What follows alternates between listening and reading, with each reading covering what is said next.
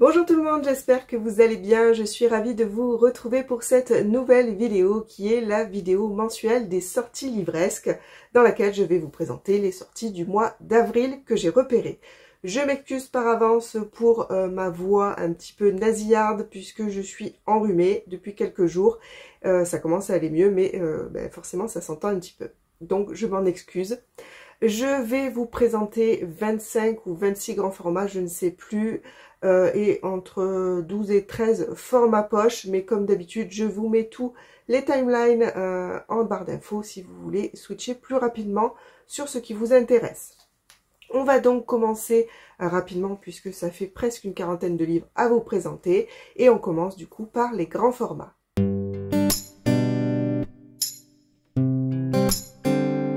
Le premier que je vais vous présenter, c'est la sortie du 3 avril qui s'intitule Sorcier. C'est le tome 1, Les sources de l'ombre, écrit par Maxime Fontaine et Romain Watson et qui sort aux éditions Gulfstream.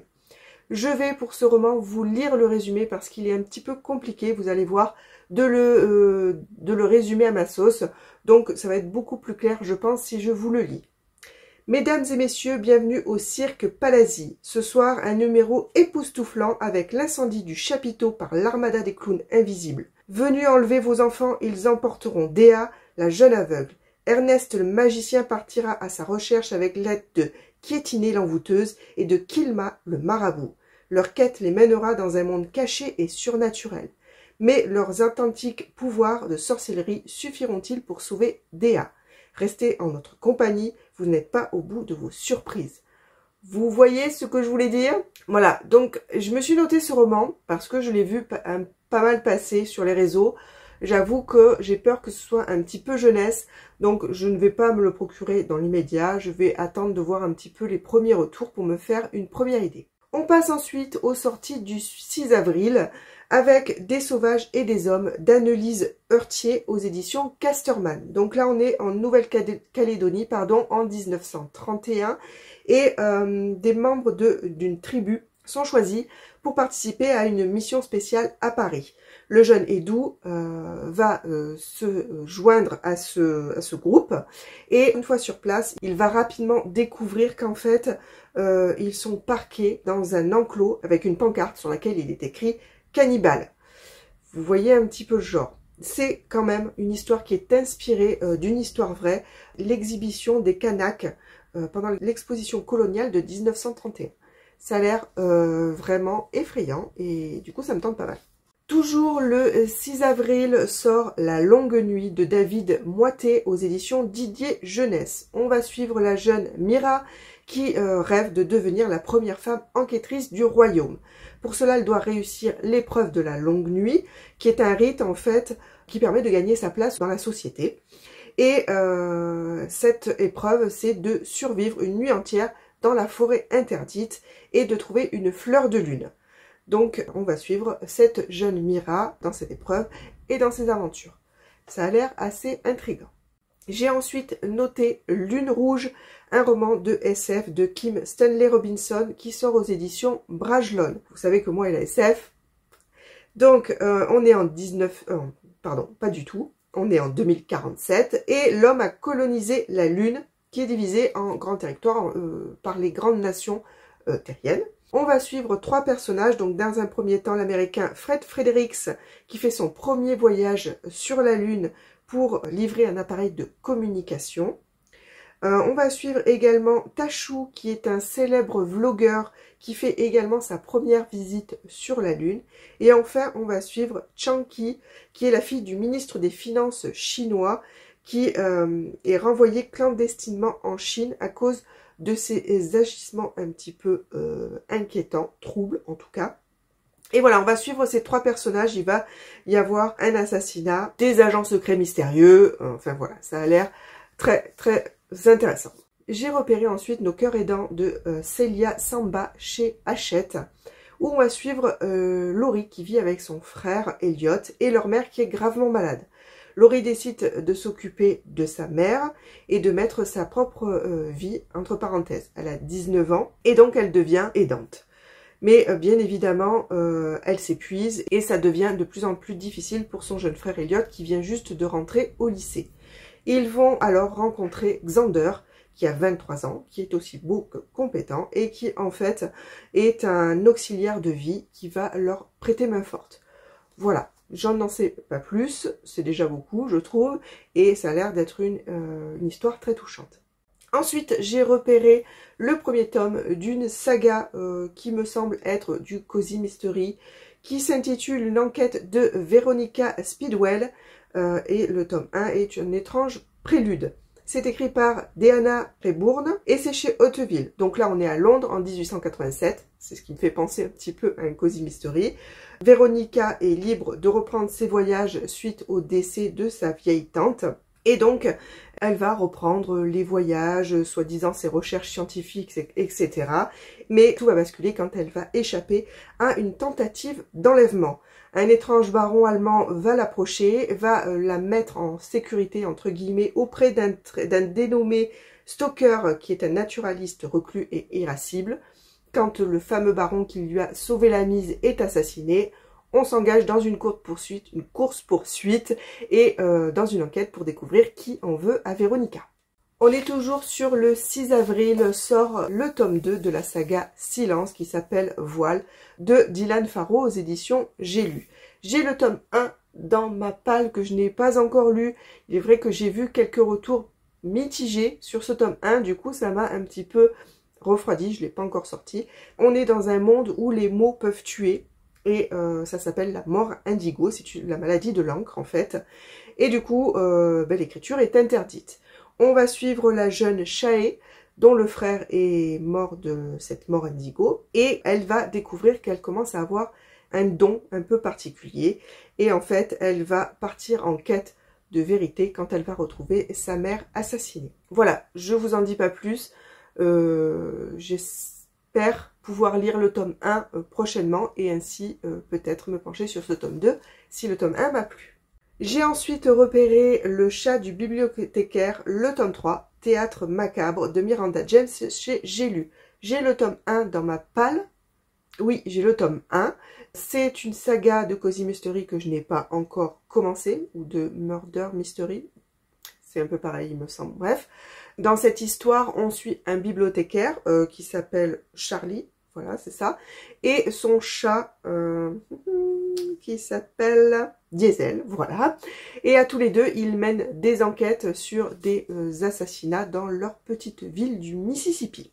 On passe maintenant aux sorties du 7 avril avec Dans les brumes de Capellan aux éditions Michel Lafon, je peux le dire dans ce sens aussi, écrit par Olivier Norek, où on va se retrouver sur une île de l'Atlantique avec un flic qui a disparu depuis 6 ans, dont les missions sont classées secret défense, et sa résidence est surveillée, c'est une forteresse imprenable, et apparemment il y garde une jeune femme contre un monstre qui les traque.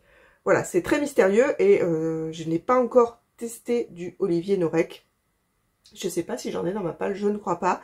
Mais en tout cas, peut-être que celui-ci sera enfin celui par lequel je découvrirai cet auteur. J'ai repéré toujours le 7 avril Quand vient la horde de Aurélie Luong aux éditions Scrineo. Alors là, on est dans une Corée médiévale devenue colonie russe. Donc déjà, rien que ça, c'est assez original pour me tenter vraiment beaucoup. Et on va suivre Yvan qui est un paysan, droit et idéaliste et qui essaye de survivre surtout. Il rêve de passer le concours pour devenir magistrat. Sauf que sa vie va être bouleversée quand il va être enlevé par la horde blanche qui sème mort et chaos sur son passage. Ils vont vouloir utiliser Yvan pour une vengeance personnelle.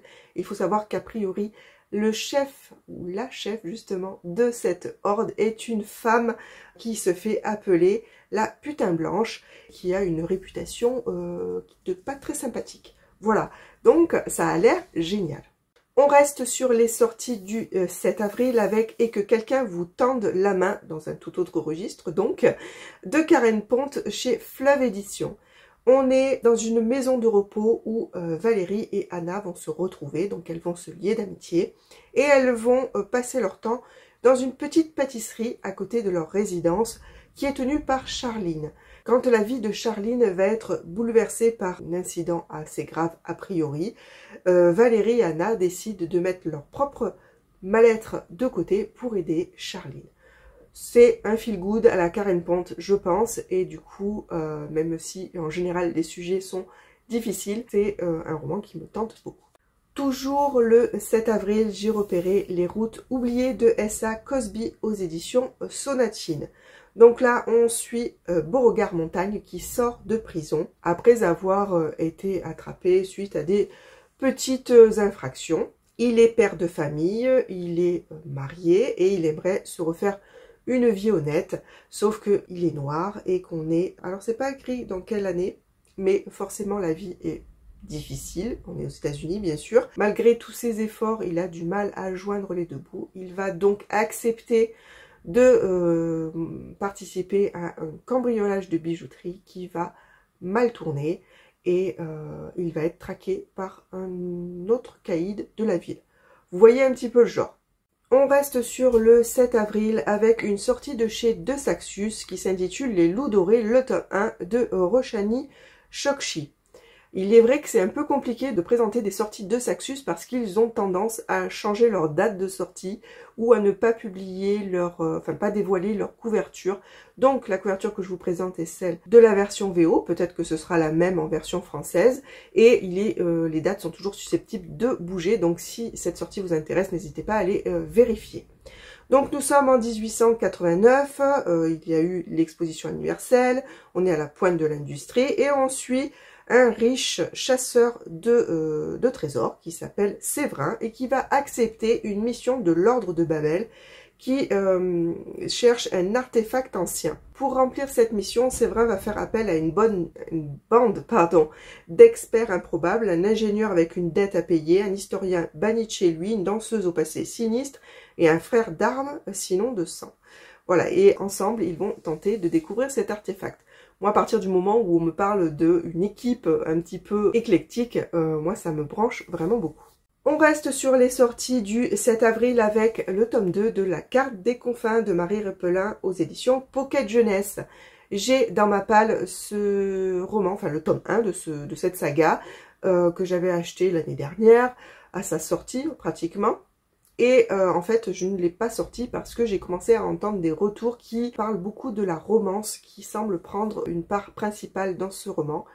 J'ai du coup peur d'être déçue par cette lecture parce que la romance c'est vraiment pas mon trip, en sujet principal en tout cas. Et comme j'adore les histoires de pirates, j'ai peur que je sois frustrée ou déçue par le fait que cette romance prenne trop de place. Parce que, pour rappel, donc, comme je vous disais, c'est une histoire de pirate, puisqu'on suit Kali, qui est une voleuse hors pair, et qui a trouvé un compas marin enchanté. Ce compas pourrait permettre de trouver la carte des confins, et la carte des confins pourrait permettre de trouver les confins. C'est un endroit mystérieux et introuvable qui permettrait de devenir célèbre si jamais quelqu'un le découvre. Elle va donc s'allier à un jeune pirate, enfin un capitaine de vaisseau, pirate renommé, Black Jackson, et à eux deux, ils vont tenter du coup de trouver les confins. Donc vous voyez, vous avez compris que a priori il va y avoir une romance entre ces deux-là, et c'est ce qui me bloque un petit peu, donc je n'achèterai certainement pas ce tome 2 avant d'avoir lu le tome 1. On passe aux sorties, ou à la sortie, puisqu'il n'y en a qu'une, du 8 avril, qui est Capitale du Sud, le tome 2, 3 Lucioles de Guillaume Chamanadjan aux éditions Forge de Vulcain. Rappelez-vous, c'est cette saga qui est écrite à 4 mains, donc Guillaume Chamanadjan et Claire Duvivier, qui donc chacun écrit une trilogie. Guillaume Chamanadjan écrit Capitale du Sud et Claire Duvivier écrit Capitale du Nord, et ces deux sagas sont en fait un tout qui s'appelle La Tour de Garde. Donc j'ai lu le tome 1 de chaque saga, enfin chaque début de trilogie, et donc je me suis repéré le tome 2 de celui de la saga Capitale du Sud. Je vais y arriver. Vous voyez, c'est un petit peu complexe, mais une fois qu'on a compris, ça va, ça passe. Dans le tome 1, on suivait Nox qui habite la cité, qui est une mégalopole surpeuplée. Il est commis d'épicerie et il est lié depuis son enfance à une maison, la Kwankawan, qui est une maison riche de la ville, et qui le protège un petit peu, soit dit en passant. Bref, il va rentrer en possession d'un livre de poésie et dans ce livre, il va y avoir une espèce de lien avec lui et qui va lui permettre de découvrir la cité miroir. Je vous en dis pas plus. J'ai trouvé le tome 1 un petit peu lent, un petit peu mou. J'ai trouvé le personnage assez plat.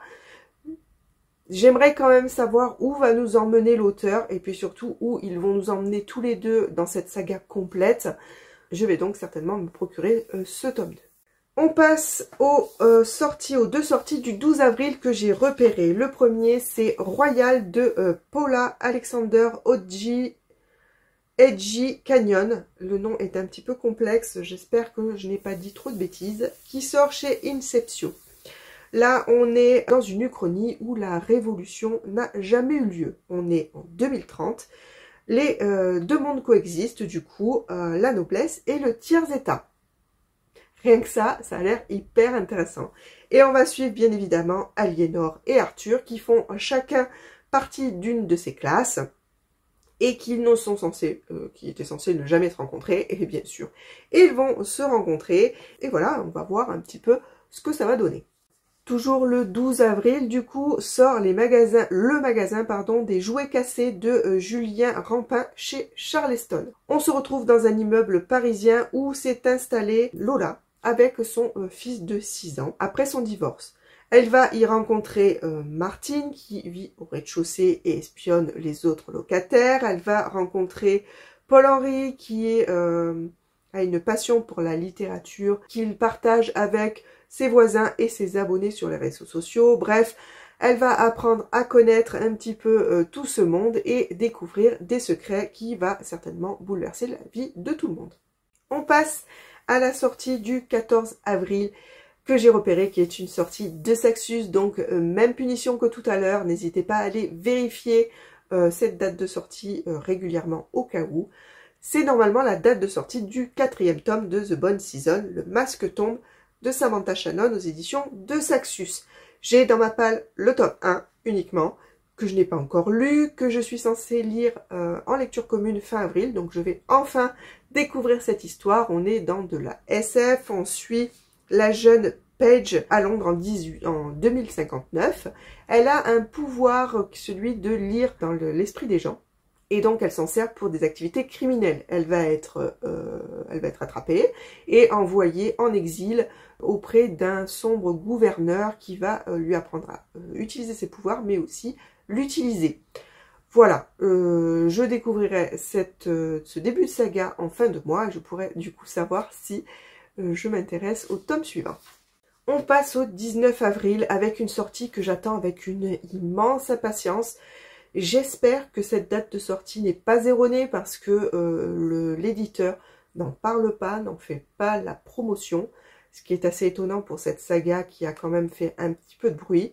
Donc j'ai peur que cette sortie soit repoussée, ne soit pas à cette date-là. En tout cas, je vais la surveiller. Ce serait du coup le jour de sortie du tome 3 de Aurora Squad de Jim Christophe et Amy Kaufman chez Casterman. Vous savez, je vous ai rabattu les oreilles pour cette saga que j'adore complètement. Donc, j'ai lu les 2 premiers tomes pour lesquels j'ai eu des coups de cœur. Et du coup, bien évidemment, j'attends la fin de cette saga vraiment, vraiment avec grande impatience. Et comme je vous disais, ce n'est pas certain que cette date de sortie soit correcte. En tous les cas, si elle l'est, je vous rappelle l'histoire. On suit le jeune Tyler qui est un pilote prometteur. On est en 2380. Il est la veille de la cérémonie dans laquelle il pourra choisir son équipage. Il part dans l'espace faire un tour pour se vider la tête et il va tomber sur un vieux vaisseau disparu dans lequel il va découvrir la jeune Aurora cryogénisée depuis 200 ans. J'ai toujours un petit peu de mal avec ce mot. Il va donc la sortir de là et se rendre compte qu'elle est poursuivie par une horde de personnes dont on ne sait rien. Et arrivé en retard à la cérémonie, il va se retrouver avec une escouade dont il n'avait pas très envie. Et à eux, ensemble, ils sont 7, il me semble, ou 6, ils vont former l'escadron 312 qui va aider Aurora à fuir et à survivre. Voilà, et ils vont partir bien sûr à la recherche du pourquoi, du comment. J'ai adoré cet équipage, j'ai adoré ces personnages, voilà, j'ai tout adoré, et du coup, ben, j'espère, je croise fort les doigts pour que ce tome 3 sorte vraiment en avril. On passe aux sorties du 20 avril avec Le courage de l'arbre de Léphare Izen aux éditions Albin Michel.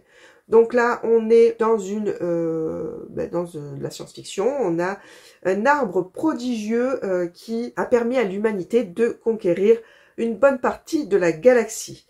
On va suivre Tira, qui est une jeune ethnologue qui va découvrir un peuple qui est resté à l'état primitif, enfin en tout cas qui est retourné à l'état primitif après le naufrage de leurs lointains ancêtres. Donc elle va décider de faire des recherches sur ce peuple et il va y avoir une étrange décision des instances supérieures d'assassiner un vieil autochtone. Tira va tenter de s'opposer à cet assassinat et elle va être aidée pour ça par Ronis. Voilà. Ouf, c'était un petit peu alambiqué comme résumé. Cela dit, l'histoire a l'air passionnante.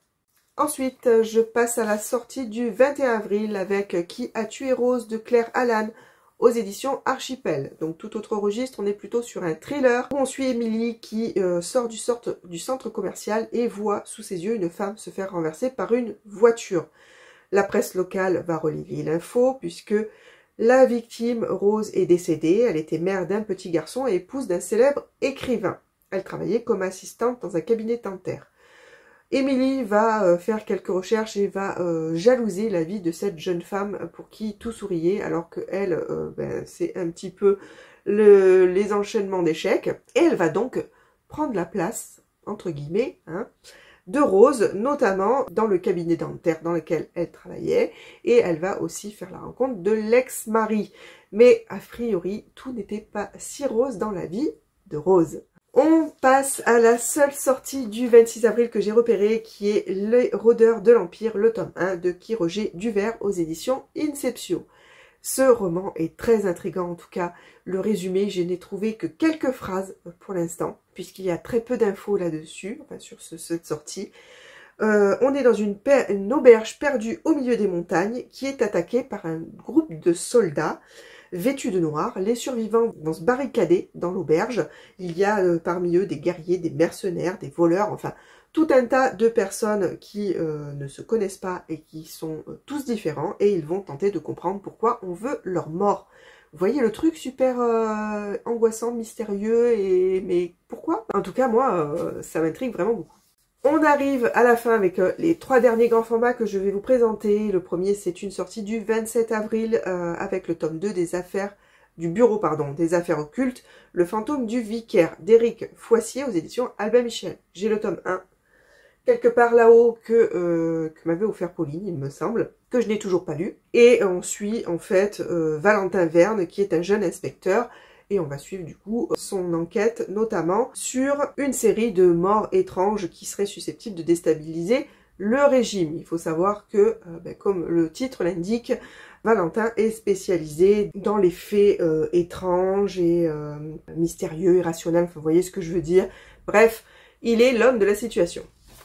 Et enfin, je finis avec les 2 sorties du 28 avril que j'ai repérées. Le premier, c'est Exhumation de Cathy Reichs aux éditions Robert Laffont. En fait, c'est le dernier tome d'une série de romans avec un personnage récurrent, vous savez, donc chaque roman est indépendant puisqu'il résout une enquête, il parle d'une enquête, mais le personnage récurrent n'est autre que Tempérance Brennan. Alors je ne sais pas si vous connaissez la série Bones, en tout cas moi, c'est une série que j'ai suivie assidûment et que j'ai adorée. Je ne savais pas du tout qu'il y avait des romans concernant ce personnage. Du coup, là je le découvre et je suis bien intéressée pour tenter au moins un de ces tomes pour découvrir ce personnage au travers des livres, voir un petit peu si ça colle à la série ou pas, et du coup si ça me plaît ou pas. Peut-être avec ce dernier tome qui donc suit Tempérance dans une enquête sur un conteneur, enfin 2 corps décomposés qui ont été découverts dans un conteneur de déchets biomédicaux échoués sur une plage, voilà, enveloppés dans des bâches, ficelés, enfin voilà, et qui ressemblerait visiblement à une autre affaire qui hante Tempérance depuis longtemps puisqu'elle ne l'a pas résolue. Vous voyez un petit peu le genre, c'est une enquête, c'est un thriller aussi, puisque en parallèle, il va y avoir une histoire avec une bactérie qui menace la population, enfin voilà. Je ne sais pas trop si ça peut me plaire par rapport à la série, mais peut-être que je tenterai. Et voilà, enfin, le dernier qui sort le 28 avril, c'est le tome 2 de Seasons, les saisons du chaos d'El Cosimano chez De Saxus. De nouveau, une sortie de Saxus, donc comme tout à l'heure, n'hésitez pas à aller vérifier la date de sortie régulièrement. J'ai le tome 1 également dans ma palle, que je n'ai toujours pas lu, décidément. Sur les deux Saxus, j'ai beaucoup de retard. Dans le tome 1, on suit Jack Sommers qui, par une nuit froide, se voit confronté à un choix, mourir de froid ou devenir l'hiver. Il va décider de devenir l'hiver, mais en fait, chaque année, pour que l'hiver arrive, il doit tuer l'automne. Pour que le printemps arrive, le printemps doit tuer l'hiver, etc. Ça vous permet d'obtenir des promotions ou d'être totalement annihilé, hein, vous voyez un petit peu le genre, sauf que Jack, donc l'hiver, va tomber amoureux de Fleur, qui n'est autre que le printemps. Voilà, je n'en sais pas tellement plus, le premier tome a eu quelques retours un peu mitigés, et toujours dans ces cas-là, ça m'angoisse un petit peu de le sortir du coup et d'être déçue à mon tour. Bref, on verra, en tout cas je me suis noté que le tome 2 sortait. Voilà pour les sorties grand format, on va donc maintenant passer aux sorties pour les formats poche.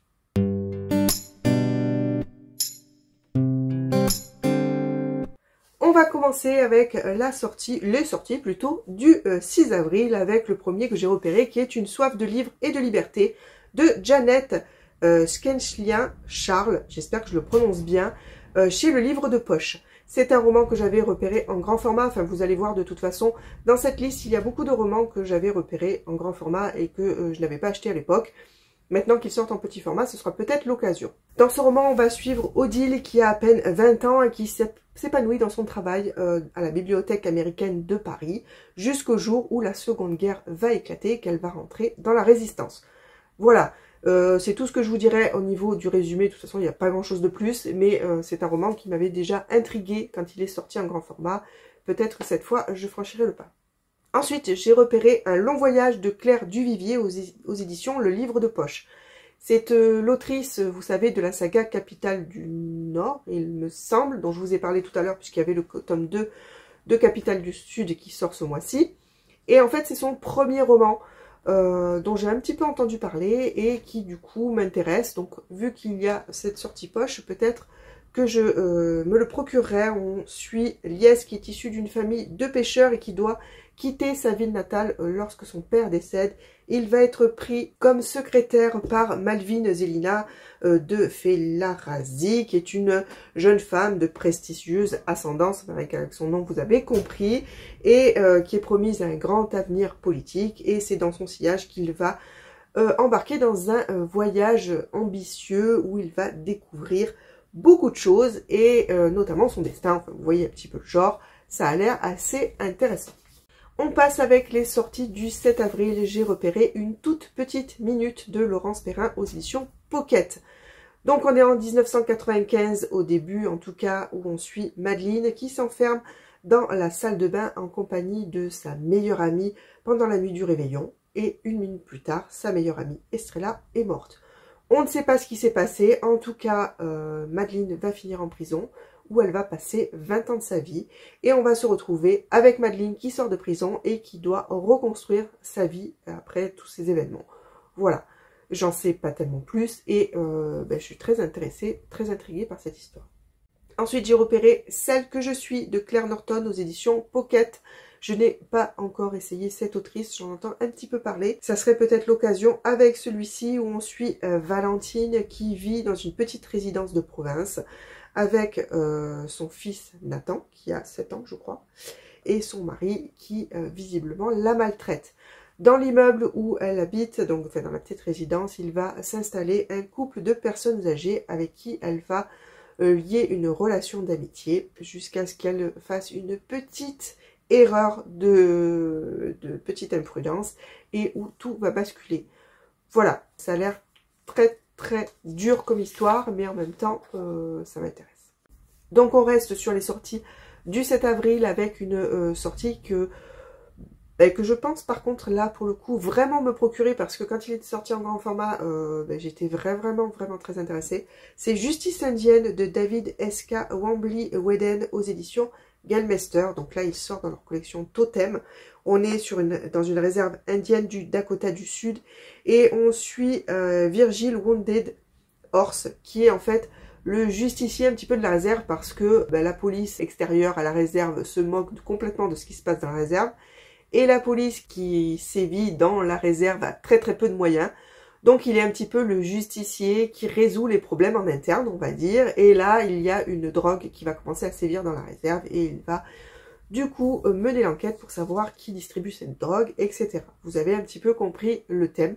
Moi, ça m'intéresse vraiment beaucoup. Le dernier que j'ai repéré pour les sorties du 7 avril, c'est La lumière était si parfaite de Karen Pont aux éditions Pocket.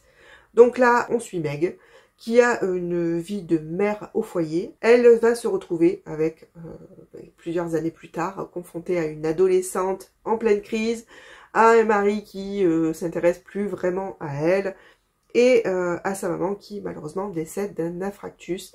Elle va donc se retrouver dans la maison de cette maman à débarrasser ses affaires, et elle va découvrir une pellicule avec des photos qu'elle ne connaissait pas, et elle va donc mener l'enquête sur la jeunesse, sur la vie de sa mère, et découvrir certainement des tas de choses intéressantes. Voilà. Ensuite, on passe aux sorties du 12 avril avec Le secret d'Elena de Lucinda Riley aux éditions Charleston.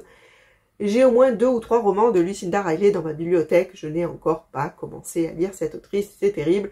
Mais Le secret d'Elena, j'en ai entendu de bons échos, notamment par Caro, je crois. Et du coup, je me le suis noté. On suit Elena, qui hérite de la demeure de son parrain Angus à Chypre, et elle va décider d'emmener son mari et ses enfants, je crois, pour découvrir cette demeure qui a besoin d'être rafraîchie, etc. C'est un endroit où elle a passé des étés quand elle était jeune, dont elle garde de très bons souvenirs. Et là, sur place, elle va retrouver son amour d'enfance, enfin voilà. Vous voyez un peu, on va voir, je ne sais pas vraiment, c'est une histoire de famille, a priori, on verra. Ensuite, on passe sur la sortie du 14 avril que j'ai repérée, qui est Les femmes qui craignaient les hommes de Jessica Moore aux éditions Pocket. Donc là encore un roman que j'avais repéré en grand format, où on va se retrouver dans une petite ville dans la banlieue de Manchester, où une maison en fait recueille des femmes qui ont subi des violences. C'est un espèce de refuge pour elles, et tout va basculer lorsque l'une des conseillères qui les aide va être retrouvée assassinée. Donc c'est un homme qui va venir mener l'enquête, un homme qu'elles craignent, en qui elles n'ont pas confiance, puisque en règle générale elles n'ont ni confiance ni peur des hommes en général. Voilà, mais bien sûr pour tenter de découvrir le meurtrier de leur conseillère avec qui elles avaient des liens proches, il va quand même falloir faire quelque chose. Vous voyez un petit peu le genre. On passe maintenant aux 2 sorties du 20 avril que j'ai repérées. Donc là encore, le premier, c'est un roman que j'ai repéré en grand format. M'asseoir 5 minutes avec toi de Sophie Jomain aux éditions Charleston, où on va suivre un couple, Claire et Paul, qui vont donner naissance à un enfant un petit peu différent. Et donc on va suivre avec eux leur cheminement pour accepter leur enfant différent et vivre et avoir une vie remplie de bonheur avec cet enfant. Voilà, ça a l'air d'être un livre très touchant. J'ai aussi repéré Combien de pas jusqu'à la lune de Carole Trébor aux éditions Le Livre de Poche. Donc là, on commence alors en 1920. On suit la jeunesse de Catherine, qui est la benjamine d'une fratrie de 4 enfants très intelligente, noire dans les Amériques, en Virginie occidentale. Hein, donc vous voyez, des années 20, hein, vous avez compris. Elle a donc des capacités exceptionnelles, elle va faire l'université, faire de longues études, et elle va entrer à la NASA. Alors, enfin la NACA d'abord, et ensuite la NASA. C'est un roman qui est un petit peu dans le thème de, je sais plus si vous, le nom du film, Les femmes de l'ombre, je crois. Enfin, je vous le mettrai en bas, je vous mettrai même l'affiche si vous voulez. Ce film, je l'avais vraiment beaucoup aimé, et en fait, ça a l'air d'être un petit peu dans le même esprit, le même thème. En tout cas, c'est le même thème. Donc, c'est pour ça que je me suis noté ce roman. On arrive à la fin avec les 2 derniers romans que j'ai repérés. Le 21 avril sort Règlement de compte à Kensington d'Alice Monclar aux éditions 10-18. C'est le 3e tome de la saga. Alors, la saga n'a pas de nom, vous savez, le premier c'était le bureau du mariage idéal, je crois. Enfin bref, je ne sais plus. J'ai le premier tome, peut-être pas le deuxième, dans ma palle que je n'ai pas encore lu, où on suit deux jeunes femmes, peut-être pas jeunes d'ailleurs, je ne sais pas, deux femmes qui ont monté une agence matrimoniale et qui mènent des enquêtes sur des meurtres qui arrivent autour d'elles, ou enfin, pas forcément des meurtres d'ailleurs, mais il me semble, hein, et en tout cas des mystères autour d'elles, voilà. Cozy Mystery, Murder Mystery, enfin vous voyez le genre. Et le dernier que j'ai repéré sort le 24 avril. Je ne vais pas vous refaire le résumé puisque je vous l'ai fait tout à l'heure. C'est le bureau des affaires occultes d'Éric Foissier aux éditions Le Livre de Poche. C'est le tome 1 de la saga dont je vous ai parlé tout à l'heure puisque le tome 2 sort en grand format. Voilà, j'en ai terminé pour ces sorties du mois d'avril. N'hésitez pas à me dire ce que vous avez repéré pour ce mois d'avril. Si ces livres vous intéressent, si vous avez déjà l'intention de vous en procurer certains. Et voilà, n'hésitez pas, comme d'habitude, à venir en discuter avec moi en commentaire sur Insta. Vous connaissez la chanson. N'hésitez pas aussi à mettre un petit pouce en l'air et à vous abonner si ce n'est pas encore fait. Ça fait toujours plaisir et ça fait vivre la chaîne. Je vous en remercie beaucoup, beaucoup. Je vous remercie d'être arrivé au bout de cette vidéo et je vous dis à très bientôt pour une prochaine fois. À plus!